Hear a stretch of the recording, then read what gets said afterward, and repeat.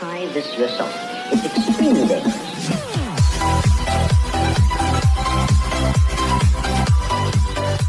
Solar controller, so 25 ampere po yan na merong 10 AWG wire, so papunta sa ating 20 ampere itong side na to.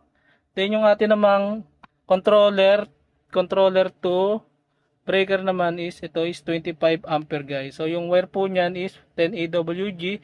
Then nagtap po tayo rito ng 12 AWG papunta sa ating SPD. So same scenario lang din po yan sa kabilang side kasi dalawa yung ating solar controller na ganun din po yung kanyang ampere. So 20 tsaka 25. Then yung sa ilalim naman po niyan, pwede man po kayo mag 10 AWG dyan. Pero ginamit ko is 8 AWG wire na papunta sa ating 100 ampere na breaker guys. So ito po is ating wire papuntang battery and nasa ilalim po yung ating wire na nanggaling sa ating breaker na 25 ampere guys. Then pinapunta natin sa ating breaker na 100. Papunta na yan sa ating inverter. So yan po yan. Positive, negative. Then yung sa LVD naman po natin. So nandito rin po yung dalawang wire. So papunta yan dito. So baliktad na po yung polarity niyan.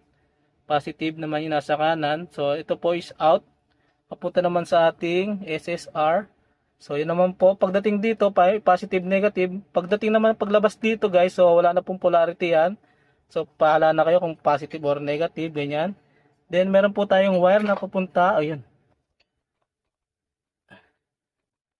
So ito naman po yung ating sa plug-in guys. So dito naman i-insert yung ating sa inverter, yung plug.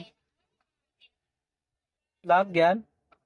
So yan po yung ating wire papunta rito sa ating AC breaker. So yan po yung ating wire din is 12 AWG.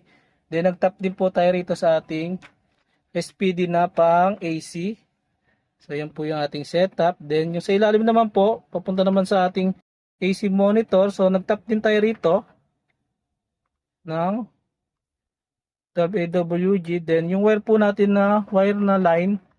So di na natin pinasok to sa may butas. Yung ating kulay pula. Then yung kulay itim po natin is pinasok po natin yung dito. Dito lumabas. Then dito na magdadirect sa ating outlet guys. So yun na po yung ating setup ng ating solar apparat. Once again, this is your J-Tro TV. See you guys to my next video. Peace out.